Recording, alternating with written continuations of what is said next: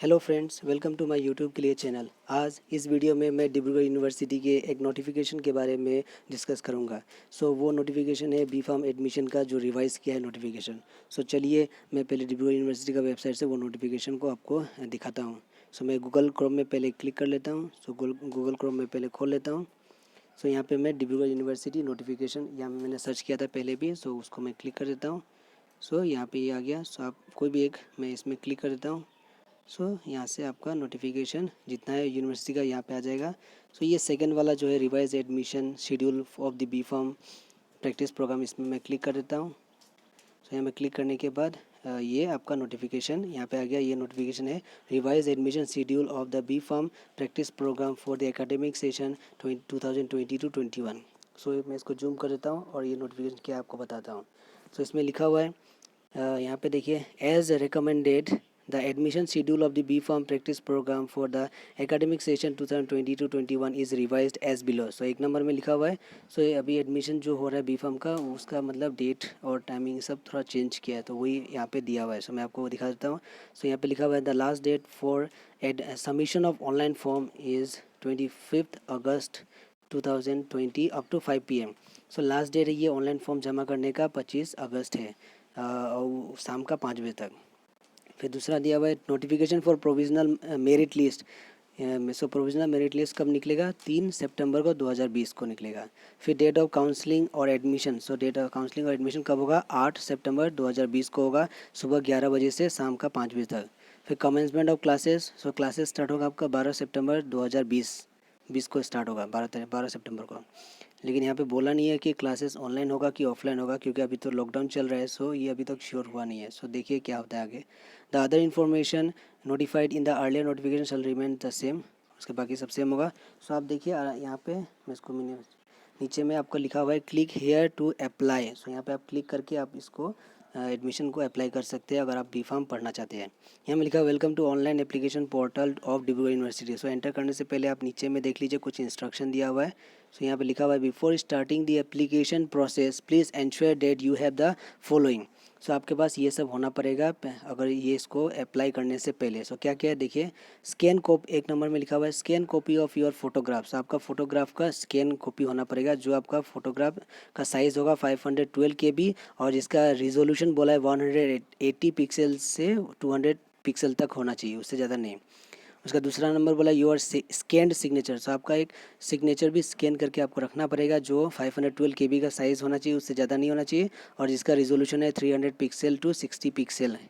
उसका थर्ड में बोला स्कैन कॉपी ऑफ मार्कशीट का स्कैन कॉपी होना पड़ेगा, कास्ट सर्टिफिकेट का स्कैन कॉपी होना पड़ेगा वेर एवर एप्लीकेबल, और the file should be less than to 512 KB। दोनों का फाइल साइज़ तो 512 KB होना चाहिए। मैंने एक मार्कशीट का भी 512 और इसका भी 512 तक ही होना चाहिए, उससे ज़्यादा नहीं। उसके बाद बोला है 4 नंबर में, देखिए पॉइंट में क्या बोला है, a valid mobile number for sending activation code और OTP, मैंने 1 टाइम पासवर्ड। सबका एक मोबाइल नंबर होना पड़ेगा जहाँ पे OTP जाएगा या एक्टिवेशन कोड जाएगा। फिर और 5 नंबर में क्या बोला है, एनी ऑफ द फॉलोइंग के लिए फैसिलिटीज़ फॉर ऑनलाइन के लिए पेमेंट ऑफ एप्लीकेशन फ़ी, जैसे कि नेट बैंकिंग होना पड़ेगा, डेबिट कार्ड या वीज़ा, मेस्ट्रो व मास्टर कार्ड ऐसा, या क्रेडिट कार्ड होना चाहिए ऑनलाइन पेमेंट के लिए। फिर यहाँ पे देखा इंपॉर्टेंट इंस्ट्रक्शन यहाँ में कुछ दिया हुआ है। फर्स्ट स्टेप में क्या है, click the enter button at the top right of this page, register by entering your full name, a user name, your mobile number, a password, you will get an activation code in your mobile. Enter your mobile number and activation code and click active button to activate your account. आप यहाँ पे जाके अपना, अगर आपका आपने यदि पहले लॉगिन किया नहीं है, तो आप यहाँ जाके फिर से नया से लॉगिन कर सकते हैं, मतलब साइन अप कर सकते हैं। सेकेंड स्टेप में login using your user name and password. Click apply online, select the program type and program name and click continue. यहाँ से आप अप्लाई ऑनलाइन करके आप कौन सा प्रोग्राम, मतलब बी फार्म के लिए आप अप्लाई करना चाहते हैं, तो बी फार्म और प्रोग्राम नेम ये करके आप कंटिन्यू कर सकते हैं। थर्ड स्टेप में लिखा हुआ है fill up the form stage by stage, जैसे कि पर्सनल डिटेल्स फिलअप करना है, एजुकेशन डिटेल्स या फोटो सिग्नेचर अपलोड करना है। उसके बाद ये सब हो जाने के बाद क्लिक सेव करना है और कंटिन्यू करना है in each stage to save the information. You can access the saved information any time and modify it before final submission. आप सेव करने के बाद अगर फिर आपको कुछ लग रहा है गड़बड़ हुआ, तो फिर से उसको मॉडिफाई कर सकते हैं, उसके फिर से सेव कर सकते हैं। उसके बाद कंटिन्यू कर देना है। फिर स्टेप 4 में क्या दिखा रहा है, review the form in stage 4, click the information photograph and signature, sorry, check the information, photograph and signature, whether they are correctly entered and displayed. If anything needs to be edited, you can do so by going back to the relevant stage either through the back button, ये back button से जा सकते हैं, नहीं तो by clicking the corresponding button for that stage. So कोई और corresponding button है तो उसी से आप back करके आप फिर से edit करके फिर से check कर सकते हैं. और जब ये सब हो जाने के बाद स्टेप 5 में क्या बोला है, click the submit button after you have reviewed your form. So step 4 में आपने जब पूरा रिव्यू कर लिया उसके बाद नीचे में सबमिट बटन होगा, सबमिट में क्लिक कर दीजिएगा.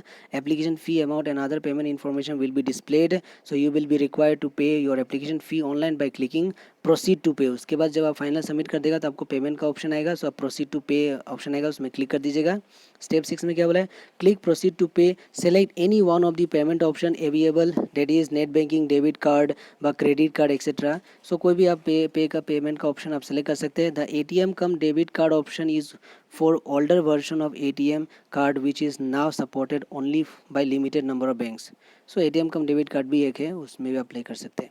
उसका स्टेप 7 क्या है, after successful submission an acknowledgement slip with a unique clear transaction ID will be generated. So उसके बाद जब पेमेंट हो जाने के बाद एक्नॉलेजमेंट स्लिप आएगा जहाँ पे आपका एक यूनिक ट्रांजेक्शन ID जनरेट हो जाएगा. Download the acknowledgement slip for future clear reference.